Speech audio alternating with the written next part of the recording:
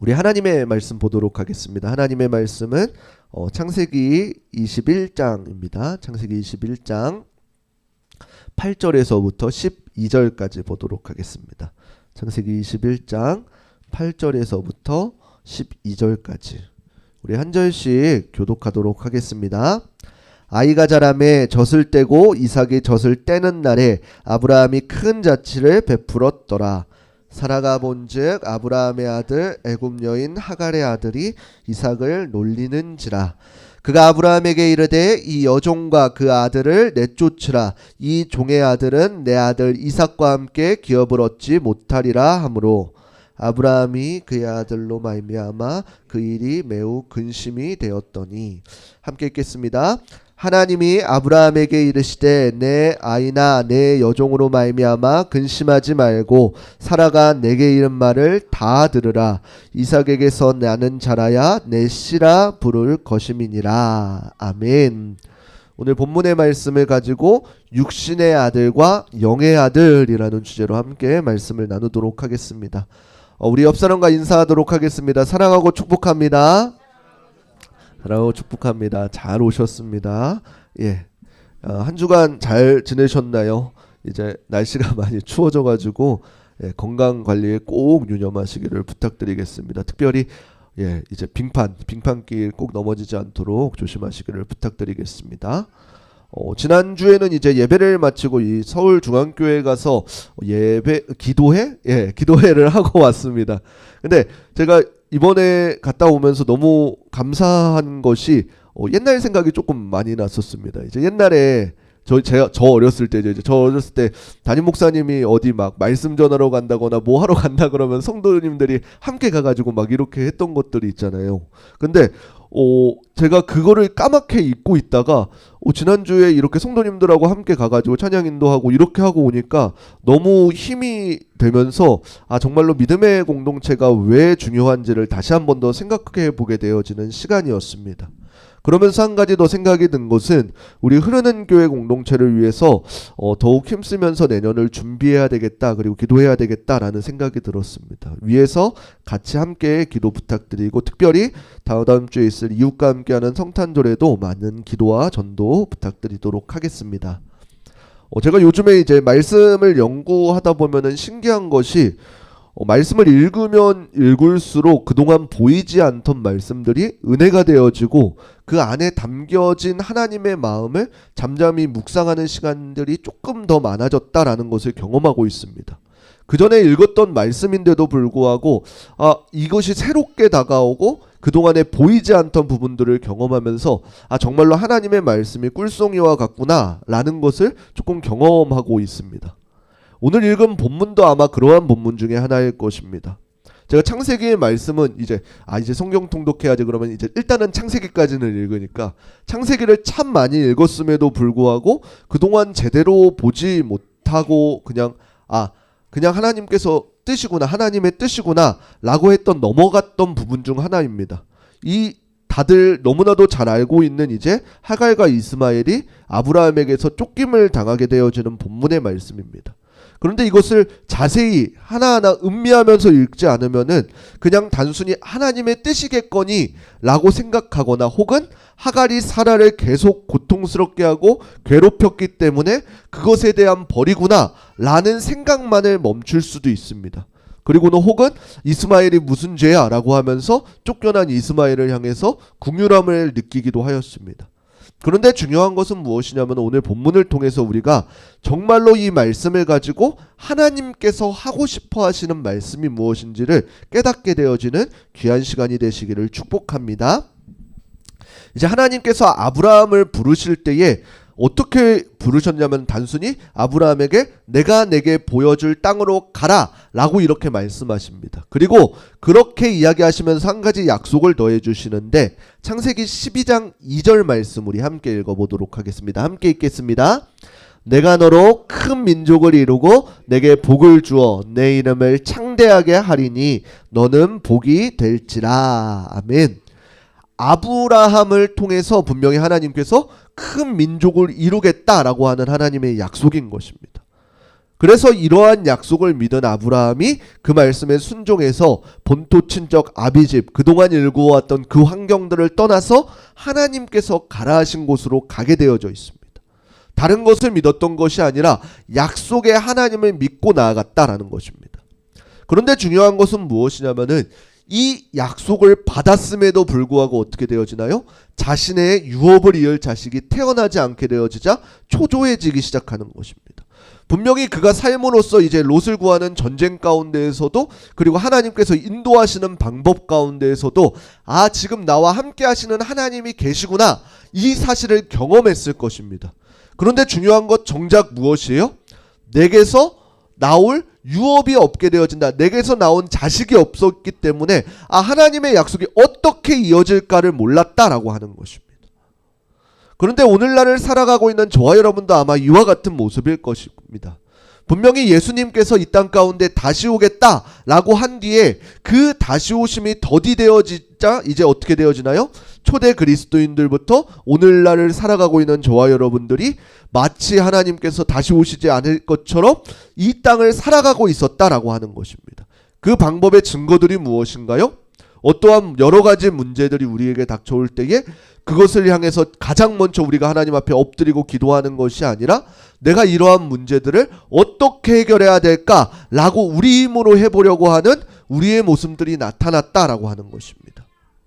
그리고 그 결과로 아브라함에게 나타난 것이 무엇인가요? 창세기 16장 1절 말씀 우리 함께 읽겠습니다. 함께 읽겠습니다. 아브라함의 아내 사레는 출산하지 못하였고 그에게 한 여종이 있으니 애굽 사람이요 이름은 하갈이라. 아멘.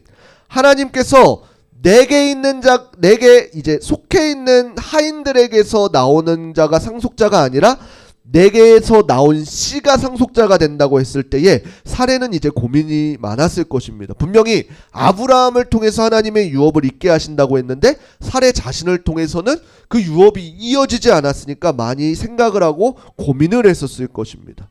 그리고 그러한 생각이 어디까지 이어지게 되어진 건가요? 바로 그 여종 하갈에게까지 가게 되었다라고 하는 것입니다.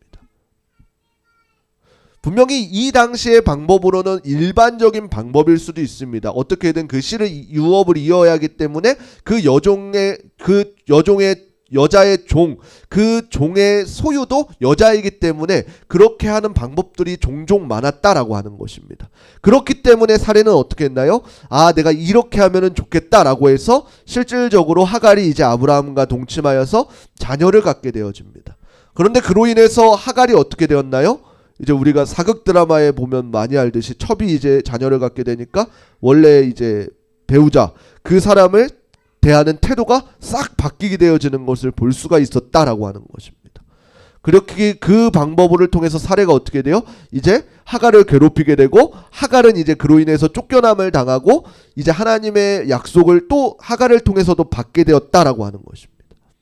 그런데 분명히 그때에도 하나님께서는 어떻게 했냐면은 사람의 방법이 아니라 하나님의 방법으로 하나님의 계획을 이뤄가시기를 원하셨습니다. 창세기 17장 16절 말씀 우리 함께 읽어보겠습니다. 함께 읽겠습니다. 내가 그에게 복을 주어 그가 내게 아들을 낳아주게 하며 내가 그에게 복을 주어 여러 민족의 어머니가 되게 하리니 민족이 여러 왕이 그에게서 나리라. 아멘. 하나님께서 아브라함에게 약속하신 것은 무엇이냐면은 사레를 통해 아들을 낳게 하신다라고 이렇게 약속하신 것입니다. 그런데 이 사건이 얼마나 지났냐면은 하갈이 이제 이스마엘을 낳고도 10여 년이 지난 이후의 말씀인 것입니다.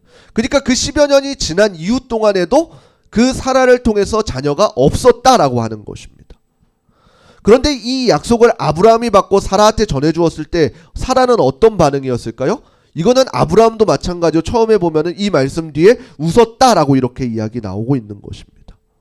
그런데 그도 그럴 것이 이제는 더 이상 생명을 잉태할 수 없을 것이라고 하는 나이 100세가 되어버렸으니까 그 100세가 되었고 실제로도 이 사라는 어떻게 되었나요? 성경에 기록되어 있듯이 여성의 생리가 끊어져서 잉태할 수 없는 몸이 되어버렸다라고 하는 것입니다. 이 말은 무엇인가요? 사람의 방법으로는 절대로 아기가 생길 수 없는 몸이라는 것입니다. 그렇기 때문에 이러한 잉태가 가능한 것은 누구에게 달려있는 것인가요? 전적으로 하나님만이 가능한 방법이다라는 것입니다. 아마 아브라함도 이 사실을 알았을 것입니다. 그리고 하나님께서 아브라함에 원하셨던 것도 바로 이러한 믿음의 성장이었습니다. 처음에 아브라함이 하나님의 말씀을 따라서 약속을 따라서 나왔을 때는 믿음이 이처럼 컸을까요?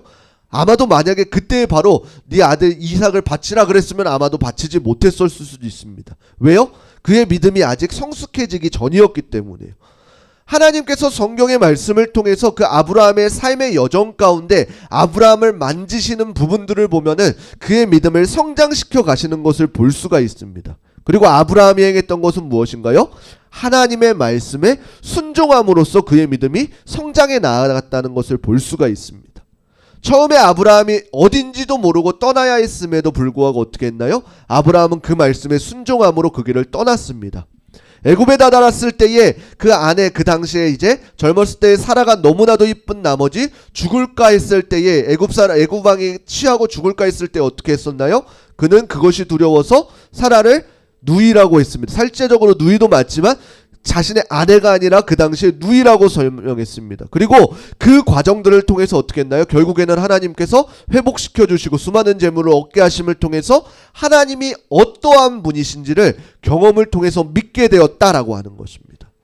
그리고 소돔과의 고모라의 멸망을 통해서 어떻게 했나요? 하나님께서 단순히 나를 구원해 주시는 분이 아니라 이 세상을 심판하고 멸망시킬 수도 있는 하나님이시구나, 이 사실을 다시 한 번 더 경험하게 되어지는 것입니다. 그리고 어떻게 했나요? 그 과정들을 통해서 믿음이 더욱더 성장되어지는 것을 볼 수가 있습니다.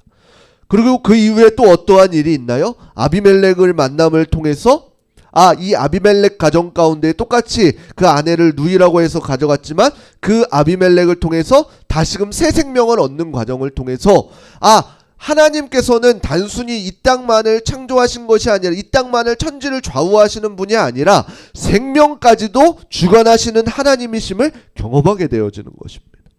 아브라함이 이러한 믿음의 성장들의 과정이 있었기 때문에 아브라함은 더욱이 순종의 발걸음을 옮길 수 있었던 것입니다. 그리고 이러한 과정들을 통해서 아브라함이 경험했던 것은 무엇인가요? 그 당시에 수많은 강자들이 결코 이스라엘이 아니었습니다. 아브라함이 아니었습니다. 그렇음에도 불구하고 어떻게 돼요? 그 축복의 권한이 어디에 있음을 알고 있나요? 하나님을 믿는 자신에게 있음을 경험하게 되어진 것입니다. 이 사실이 얼마나 중요한지를 모릅니다. 강함은 세상 가운데 속하여 있을 수 있습니다. 그러나 중요한 것은 무엇인가요? 생명과 축복을 허락하시는 분이 하나님께 있음을 우리는 기억해야 되는 것입니다. 그 당시에 아무리 큰 강대국인 애굽이라고 할지라도 축복의 권한이 누구에게 있었냐면은 바로 그 당시에 있는 요셉을 통해서 하나님께서 그 나라를 살리고 흥망성쇠를 관여하셨다라는 사실을 우리는 기억해야 되는 것입니다. 오늘 본문 앞에 있는 바로 앞에 있는 아비멜렉도 마찬가지로 당시에는 그 아브라함의 족속보다 아비멜렉 왕이 더 큰 나라이고 강대국이었지만 결국에는 어떻게 돼요? 그 생명의 태를 여신 분이 하나님이심을 기억해야 되는 것입니다. 그리고 하나님께서 어떻게 하셨나요? 그 당시에 강대국이었던 그 아비멜렉 왕에게 이야기하셔서 네가 아브라함에게 가서 기도를 받으라 라고 이렇게 이야기한 것입니다. 아마도 이것은 오늘날 살아가고 있는 우리에게 강력한 메시지가 되어질 것입니다. 오늘날 우리가 많은 그리스도인들이 오해하고 있는 부분 중 하나가 내가 어떠한 높은 위치에 가서 내가 어떠한 권위를 가져서 이 세상을 바꿔야 돼 라는 것을 오해하고는 합니다. 그런데 중요한 것은 무엇인가요? 우리의 삶 가운데에서도 분명히 우리가 생각하는 강자, 이 땅을 주도하는 사람은 다른 사람들, 다른 무리일 수도 있다라는 것입니다. 그런데 그곳 가운데 중요한 것은 무엇이냐면은 그곳에 축복을 여시는 분이 바로 하나님이시다라는 이 사실을 우리는 기억해야 되는 것입니다. 그렇기 때문에 우리는 나라를 위해서 많은 기도를 해야 되는 것입니다. 오늘날 우리나라만 봐도 얼마나 많은 것으로 쪼개져 있고 갈라져 있고 서로를 핍박하고 있습니까? 어떤 당이 옳고 그른지 제대로 분별하지도 못하고 각자 자신이 옳다는 것에만 집중하고 다른 것들은 이렇게 배척하는 세대가 되어버렸다라고 하는 것입니다. 그런데 중요한 것은 무엇인가요? 이러한 것 가운데 세상의 주도권이 다른 데 있을지라도 결국에는 일하시는 분이 누구인가요? 하나님이시다라는 것입니다. 그리고 이 세상의 많은 사람들이 그 사실을 깨닫고 하나님 앞에 엎드리고 기도하는 시간들이 늘어날 수 있기를 위해서 많은 기도를 부탁드리겠습니다. 무튼 이러한 일련의 과정들을 통해서 이제 이삭이 태어나게 되어집니다. 그리고 이삭이 젖을 떼는 날에 큰 잔치를 베풀게 되어지는데 성경에 기록되듯이 뭐라 그러나요? 그때 하갈의 아들 이스마엘이 이삭이 놀리는 것을 보고 이제 사라가 무엇이라고 이야기하나요? 하갈과 이스마엘을 내쫓자라고 이렇게 이야기하는 것입니다. 창세기 21장 10절 말씀 우리 함께 읽어보겠습니다. 함께 읽겠습니다. 그가 아브라함에게 이르되 이 여종과 그 아들을 내쫓으라. 이 종의 아들은 내 아들 이삭과 함께 기업을 얻지 못하리라 하므로. 아멘. 그런데 중요한 것은 무엇이냐면은 사라가 이렇게 아브라함한테 이야기하고 하나님께서는 어떻게 하시나요? 그 말에 동의하시는 것을 볼 수가 있습니다. 제가 이 부분을 있을 때 전에는 단순히 이야기가 종의 아들과 주인의 아들로 생각하고 말씀을 넘어갔다면은 제가 이 말씀에 담겨진 뜻이 무엇인지를 조금 발견하게 되었다라고 하는 것입니다. 혹시 이스마엘이 의미하는 것이 무엇인지를 아시나요? 당시에 하나님의 약속을 자신의 어떠한 방법으로 해결하려고 했던 그것에 대한 결과물이 바로 이스마엘이라는 것입니다. 그런데 이삭은 어떠한가요? 자신의 것들이 다 내려놓게 결국에는 하나님의 철저한 영적인 약속으로 그 태가 이어진 자가 바로 이삭을 의미하는 것이었습니다.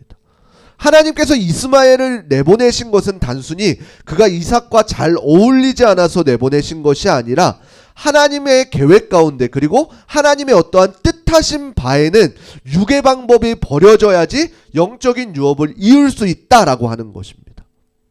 만약에 하나님의 뜻이 아니라면은 이삭이 커가면서 어떻게 되었나요? 늘 이스마엘로 인해서 여러 가지 어려움을 받고 힘이 들고 잘못된 길을 갈 수 있었을 것입니다. 그러나 하나님께서는 이때 이스마엘을 내보내심으로 어떻게 했나요? 이삭을 통해서 그 가정이 영적인 유업을 잇게 하였다라고 하는 것입니다. 우리는 어떠할까요? 우리에게도 마찬가지로 하나님의 약속의 유업이 있을 것입니다. 하지만 이러한 하나님의 약속의 유업을 잇기 위해서는 어떻게 되어지는 건가요? 우리도 마찬가지로 우리의 어떠한 육신의 것들이 버려져야 된다라고 하는 것입니다. 제가 이 사실을 조금 깨닫고 난 뒤에 거룩이라는 단어를 한 번 더 묵상하게 되었습니다.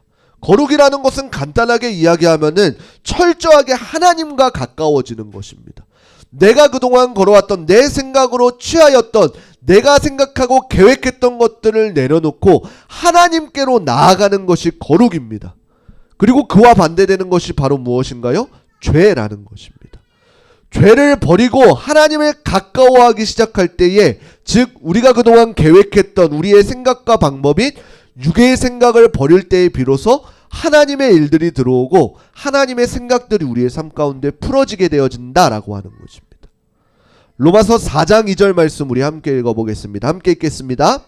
만일 아브라함이 행위로서 의롭다 하심을 받았으면 자랑할 것이 있으려니와 하나님 앞에서는 없느니라. 아멘. 이것이 가능한 이유가 무엇인가요? 전적으로 아브라함이 행한 것이 없기 때문에 바로 하나님의 영광을 올려드릴 수밖에 없게 되어지는 것입니다. 자신이 자랑할 수 있을 만한 게 없는 것입니다. 이삭을 낳기 위해서 자신이 무언가를 했나요? 아무것도 안 했습니다. 왜요?